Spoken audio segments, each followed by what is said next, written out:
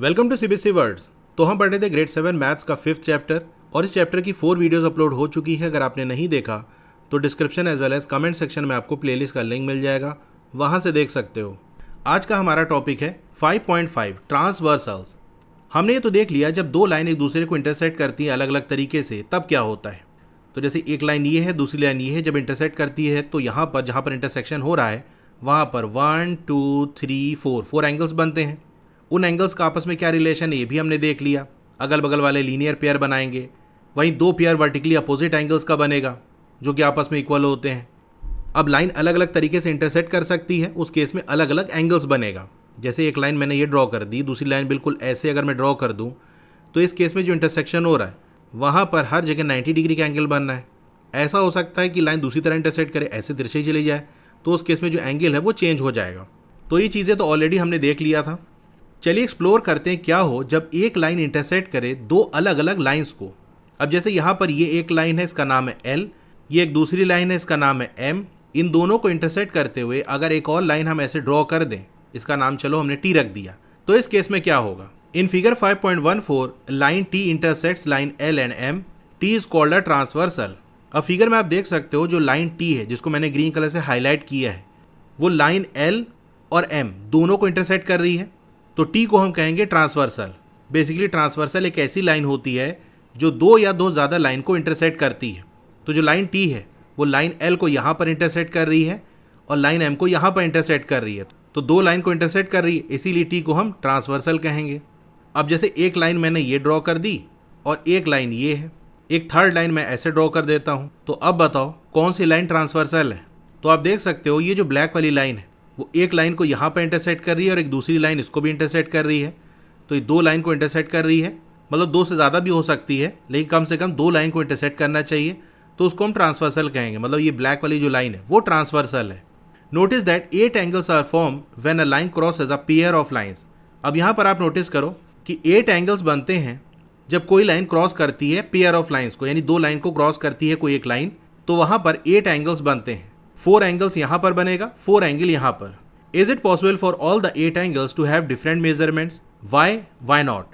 क्या ये मुमकिन है कि ये जो 8 एंगल्स हैं इन सब का मेजरमेंट डिफरेंट हो, यानी सब की जो एंगल की वैल्यू है वो डिफरेंट हो?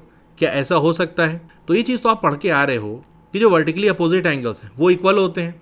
अब यहाँ पर देखो जो एंगल 1 है और एंगल 3 ये वर्टिकली अपोजिट है कि नहीं भाई। एक लाइन ऐसे जा रही है, एक लाइन ऐसे जा रही है, तो यहाँ पर जो एंगल बनना होगा और यहाँ जो एंगल बनना है जो कि 1 और 3 ये आपस में इक्वल होगा।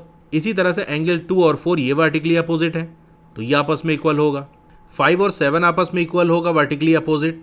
इसी तरह से 6 और 8 ये आपस में इक्वल होगा क्योंकि ये भी वर्टिकली अपोजिट एंगल है। तो क्या बात समझ में आई? सारे 8 एंगल डिफरेंट नहीं हो सकते क्योंकि जो वर्टिकली अपोजिट एंगल है वो तो सेम होंगे ही ना। तो सारे ही 8 एंगल का डिफरेंट मेजरमेंट नहीं हो सकता, आंसर नो हो जाएगा। रीज़न मैंने आपको बता ही दिया, क्योंकि यहाँ पर 4 पेयर वर्टिकली अपोजिट एंगल्स के बनने हैं जो कि इक्वल होते हैं।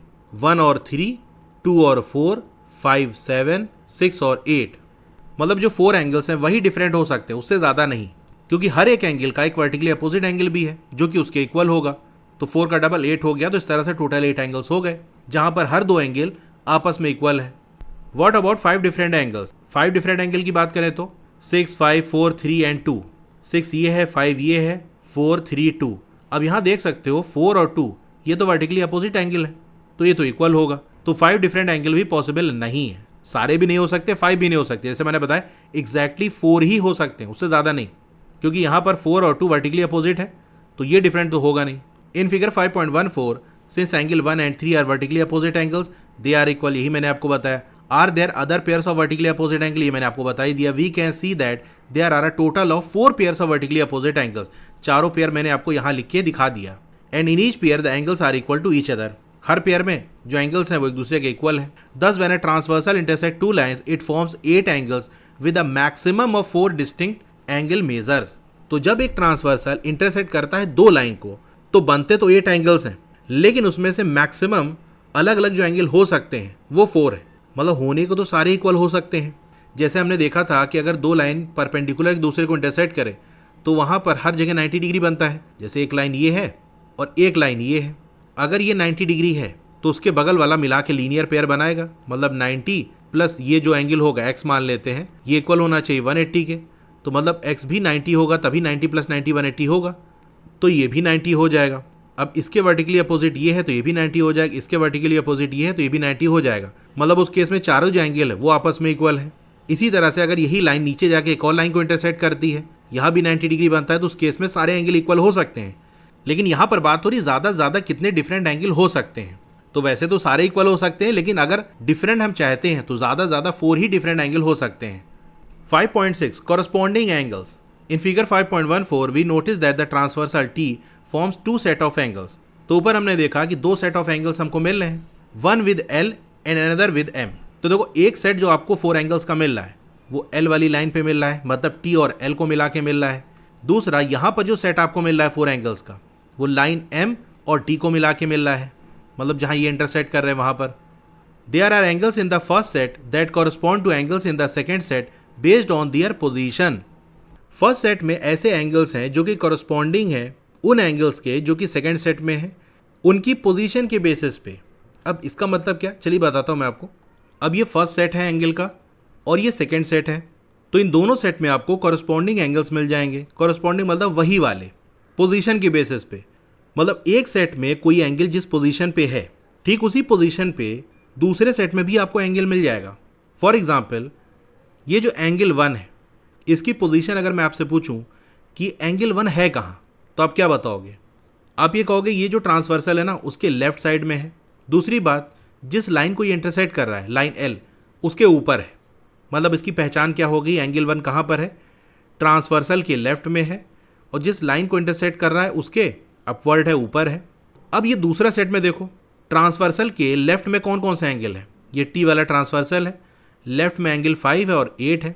लेकिन जिस लाइन को ये इंटरसेक्ट कर रहा है मतलब M वाली लाइन, इसके ऊपर कौन सा एंगल है, एंगल 5 है ना। मतलब पोजीशन के बेसिस पे 1 और 5 कॉरस्पॉन्डिंग एंगल्स हुए। 1 और 5 दोनों ही ट्रांसवर्सल के लेफ्ट और जिस लाइन को इंटरसेक्ट कर रहे हैं उसके ऊपर है। ठीक इसी तरह से जो एंगल 2 है वो ट्रांसवर्सल के राइट है और जो लाइन L है यानी जिसको इंटरसेक्ट कर रहा है उसके ऊपर है। तो एंगल 6 भी तो ऐसा ही है, ट्रांसवर्सल के राइट है और लाइन M के ऊपर है, मतलब 2 और 6 ये कॉरस्पॉन्डिंग हो गए। इसी तरह से जो 4 और 8 है ये कॉरस्पॉन्डिंग एंगल्स हैं, क्योंकि ट्रांसवर्सल के लेफ्ट में है और जिस लाइन को इंटरसेक्ट कर रहा है उसका नीचे है।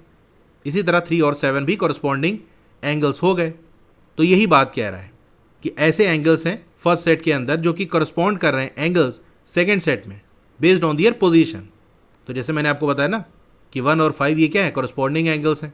इसी तरह 2 और 6, 3 और 7, 4 और 8 ये कॉरस्पॉन्डिंग एंगल्स है form when transversal T intersect line L and M। अब एक एक्टिविटी आपको दी, activity 3, draw a pair of lines and a transversal such that they form 2 distinct angles. अब एक पेयर ऑफ लाइंस आपको ड्रॉ करना है और एक ट्रांसवर्सल भी ड्रॉ करना है, मतलब टोटल 3 लाइन ड्रॉ करो, 2 लाइनों और उनको इंटरसेक्ट करने वाली एक तीसरी लाइन जो कि ट्रांसवर्सल है वो ड्रॉ करना है इस तरह से कि 2 अलग अलग एंगल्स बने। तो चलो करते हैं, यहाँ स्टेप्स दिए हैं आपको कैसे करना है। स्टेप 1 की बात कर लें, draw a line L and a transversal T intersecting it at point X। तो सबसे पहले एक लाइन L ड्रॉ कर लो, फिर आप ट्रांसवर्सल T ड्रॉ कर लो, जहाँ पर इंटरसेक्ट कर रहा है उस पॉइंट को आप X नाम दे दो। अब इसके बाद स्टेप 2 में क्या करना है, measure angle A formed by lines L and T। अब एंगल A को आपको मेजर करना है जो कि लाइन L और T बना रहे हैं। यहाँ पर आपको ये दिया है कि ये है एंगल A, तो प्रोटेक्टर रख के आपको वैल्यू मिल जाएगी, जैसे यहाँ पर आ रहा है 60 degree. How many distinct angles have form now. अब कितने अलग अलग एंगल्स यहाँ पर बने हैं। If one angle is 60 degree the other angle of the linear pair should be 120 degree, so we already have 2 distinct angles. अब जैसे ये हमारी एक लाइन है जिसका नाम लाइन L है, एक दूसरी लाइन हमने ड्रॉ कर दी जो इसको इंटरसेक्ट करके जा रही, इसका नाम हमने T रख दिया। यहाँ पर जो एंगल A है इसको हमने मेज़र किया तो आया 60 डिग्री। तो अगर ये 60 डिग्री है तो ये 120 डिग्री होगा, तभी इन दोनों का सम 180 के बराबर होगा, जो कि लीनियर पेयर के केस में होना चाहिए। तो 2 एंगल्स तो हमको अभी मिल गए। हमको एक्टिविटी में क्या करना है, 2 लाइन ड्रॉ करनी है और एक ट्रांसवर्सल ड्रॉ करना है। तो उस केस में टोटल 8 एंगल्स बनेंगे। कह रहा है कि 2 अलग अलग सिर्फ एंगल होने चाहिए, उससे ज़्यादा नहीं। यहाँ तो हमको 2 अलग अलग एंगल अभी मिल गए, मतलब 6 एंगल्स अभी और हमको यहाँ पर प्रेजेंट करना है। तो जो एंगल A है उसी के इक्वल तो ये भी एंगल होगा 60 डिग्री, और 120 डिग्री के इक्वल ये भी 120 डिग्री होगा। तो यहाँ पर 4 एंगल्स हमने मार्क कर दिए, जिसमें से 2 ही डिफरेंट एंगल है, दैट इज 60 डिग्री और 120 degree. So when we draw another line intersecting the transversal T we wish to form only 2 angles that is 60 degree and 120 degree. अब एक और लाइन हमको ड्रॉ करनी है जो कि ट्रांसवर्सल को इंटरसेक्ट कर रही हो, लेकिन हमको 2 डिफरेंट एंगल मिल गया, तो अब कोई नया एंगल हमको ना मिले, इस तरीके से हमको उस लाइन को ड्रॉ करना है। मतलब जो दूसरी वाली लाइन हम ड्रॉ करें तो वहाँ जो 4 एंगल्स बने वो भी 60 डिग्री और 120 डिग्री ही हों। Step 3, mark a point y on line T। अब T वाली लाइन पे एक पॉइंट मार्क कर दो जिसका नाम रख दो y, तो यहाँ पर एक पॉइंट मार्क कर दिया y। Step 4, draw a line M through point y that forms a 60 degree angle to line T। अब एक लाइन M आपको ड्रॉ करनी है जो इसी y वाले पॉइंट से ही पास करके जाए, इस तरह से कि T वाली लाइन से 60 डिग्री का एंगल बने। This can be done either by copying angle A with a tracing paper और you can use a protractor to measure the angles. अब ये काम आप ट्रेसिंग पेपर का यूज़ करके कर सकते हो या फिर प्रोटेक्टर का। तो जैसे प्रोटेक्टर का यूज़ करके आपको क्या करना है, जो एंगल A है दैट इज 60 डिग्री, उतना ही एंगल यहाँ पर बनना चाहिए, उसी हिसाब से ये लाइन ड्रॉ करो। मतलब ये T वाली लाइन आ रही है, यहाँ पर ये L वाली लाइन ऑलरेडी हमारी ड्रॉ है, यहाँ पर कहीं हमने y वाला पॉइंट मार्क किया था। अब इससे पास होते हुए एक लाइन हमको ड्रॉ करनी है, तो हम ऐसे ड्रॉ कर सकते हैं, ऐसे ड्रॉ कर सकते हैं, ऐसे कई तरीके से ड्रॉ कर सकते हैं। लेकिन कंडीशन आपको क्या दी है कि जो एंगल यहाँ पर बनना है दैट इज 60 डिग्री, वही यहाँ पर भी बनना चाहिए, इस हिसाब से लाइन ड्रॉ करो। तो प्रोटेक्टर को यहाँ पर रख के देख लेना 60 डिग्री कहाँ पर आ रहा है। जैसे यहाँ पर आ रहा है तो बस उसी हिसाब से ऐसे लाइन ड्रॉ कर देना। तो ये दूसरी लाइन ड्रॉ हो गई जहाँ पर ये वाला जो एंगल है दैट इज एंगल B, ये भी 60 डिग्री है, तो ये लाइन M हो गई। ऐसा कुछ आपको करना है। What do you observe about line L and M? तो L और M के बारे में आपने क्या ऑब्जर्व किया? Do they appear to be parallel to each other? क्या ये दोनों आपको पैरेलल नजर आ रही हैं? Yes, they do appear to be parallel to each other. तो ये दोनों देखने में हमको पैरेलल लग रही हैं। अब देखो एंगल B जो हमने 60 डिग्री रख लिया, तो अब यहाँ भी वही सारे एंगल बनेंगे जो x पे बन रहे थे। मतलब ये लीनियर पेयर है तो इधर 120 डिग्री का एंगल बनेगा, B के वर्टिकली अपोजिट ये है तो यहाँ 60 डिग्री एंगल बनेगा, 120 के वर्टिकली अपोजिट ये है तो यहाँ भी 120 डिग्री एंगल बनेगा। तो आप देख सकते हो इन 8 एंगल्स में 2 ही डिफरेंट है, दैट इज 60 डिग्री और 120 degree. Angle A and B are corresponding angles form by the transversal T to line L and M। अच्छा, A और B क्या है? कॉरस्पॉन्डिंग एंगल्स हैं। ऊपर हमने देखा था ना कि जैसे A वाले एंगल की पोजीशन की बात कर लें तो ट्रांसवर्सल के राइट में है और लाइन L के ऊपर है। एंगल B की बात कर लें तो ये भी ट्रांसवर्सल के राइट में है और लाइन M के ऊपर है। तो A और B क्या हो गए? कॉरस्पॉन्डिंग एंगल्स हो गए। तो यहाँ पर देख सकते हो जो कॉरस्पॉन्डिंग एंगल है वो इक्वल है। तो उस केस में जो दोनों लाइन है जिसको ट्रांसवर्सल इंटरसेक्ट कर रहा है वो पैरेलल आ रही है। These corresponding angles are equal to each other. तो ये दोनों कॉरस्पॉन्डिंग एंगल कैसे हैं? इक्वल है। From this we can observe. अब ये जो पूरी चीज़ हमने देखी उससे हम क्या ऑब्जर्व कर सकते हैं? ये ऑब्जर्वेशन बहुत इंपॉर्टेंट है। When the corresponding angles formed by a transversal on a pair of line are equal to each other, then the pair of lines are parallel to each other. जब corresponding angle जो कि transversal बनाता है pair of lines पे, यानी transversal जब pair of line को intersect करता है तो वहाँ पर जो corresponding angles बनते हैं, तो जब corresponding angles इक्वल होते हैं तो वो जो पेयर ऑफ लाइन है वो पैरेलल होती है। Suppose we have a transversal intersecting two parallel lines, what can be said about the corresponding angles? अब मान लो एक ट्रांसवर्सल है जो कि 2 पैरेलल लाइंस को इंटरसेक्ट कर रहा है, तो उनके कॉरस्पॉन्डिंग एंगल्स के बारे में हम क्या कह सकते हैं? तो अगर पैरेलल लाइंस को ट्रांसवर्सल इंटरसेक्ट करेगा तो कॉरस्पॉन्डिंग एंगल्स कैसे होंगे? इक्वल होंगे। तो सिंपल सा आप याद रखना, अगर आपको कह दिया कि जो पेयर ऑफ लाइन है वो पैरेलल है तो उस केस में कॉरस्पॉन्डिंग एंगल्स क्या होंगे? इक्वल होंगे। और अगर आपसे कह दिया कि कॉरस्पॉन्डिंग एंगल्स इक्वल हैं तो मतलब वो जो पेयर ऑफ लाइन है वो पैरेलल होगी। तो एक चीज़ अगर आपको दी है तो दूसरा आप पता कर सकते हो। पैरेलल है मतलब कॉरस्पॉन्डिंग एंगल इक्वल है, और अगर कह दिया कॉरस्पॉन्डिंग एंगल्स इक्वल है तो मतलब जो पेयर ऑफ लाइन है वो पैरेलल होंगी। अब चलिए एक्टिविटी 4 करते हैं। Figure 5.19 has a pair of parallel lines L and M।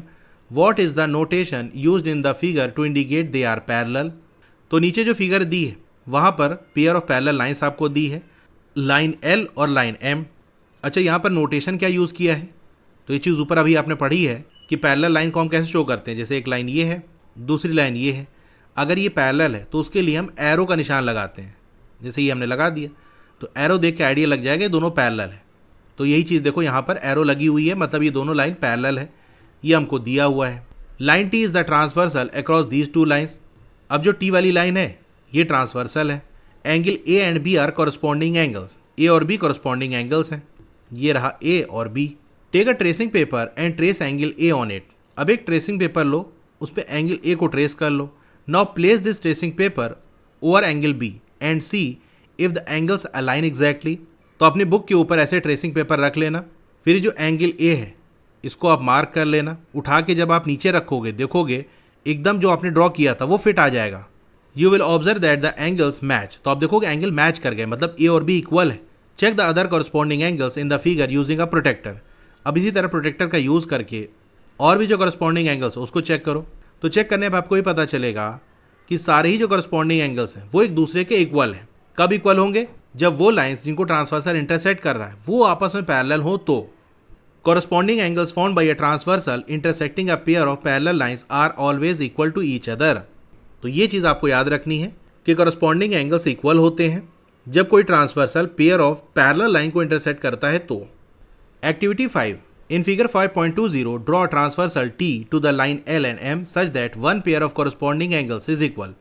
अब दो लाइन आपको दी है, लाइन L और M। देख सकते हो दोनों पैरेलल नहीं है, नोटेशन भी नहीं बना और दिखने में भी नहीं लग रहा कि पैरेलल है। अब एक ट्रांसवर्सल टी आपको ड्रॉ करना है इस तरह से कि एक पेयर कॉरस्पॉन्डिंग एंगल का वो इक्वल आ जाए। You can measure the angles with a protractor. आप प्रोटेक्टर का यूज़ करके एंगल मेज़र कर सकते हो। तो पहले आप क्या करना, कोई एक ट्रांसवर्सल से ड्रॉ कर लेना, फिर सारे एंगल मेज़र करके वैल्यू निकाल लो और देख लो कि क्या कोई कॉरस्पॉन्डिंग एंगल आपस में इक्वल आ रहा है। मतलब क्या ये वाला जो एंगल है और ये आपस में इक्वल आ रहा है, या फिर देख लेना ये वाला एंगल और ये वाला एंगल, या इधर नीचे जो बनना है यहाँ नीचे जो बनना है, या फिर यहाँ जो एंगल बनना है यहाँ जो एंगल बनना है, क्या कोई एक पेयर भी आपको मिल रहा है कॉरस्पॉन्डिंग एंगल्स का जो कि आपस में इक्वल हो। ध्यान रखना कॉरस्पॉन्डिंग एंगल की बात हो रही है, ऐसे ना देख लेना थी वर्टिकली अपोजिट एंगल ये तो आपस में इक्वल है। ऊपर वाले सेट में से कोई एक एंगल उठा लो और उसी के कॉरस्पॉन्डिंग नीचे वाले जो एंगल है वो देखो क्या आपस में इक्वल आ रहा है। तो ऐसा कोई सेट आपको मिल रहा है। Are you finding it hard to draw a transversal such that the corresponding angles are equal. तो आप जब इसको ट्राई करोगे तो आपको बहुत मुश्किल लगेगा, मतलब कोई पेयर आपको मिलेगा ही नहीं।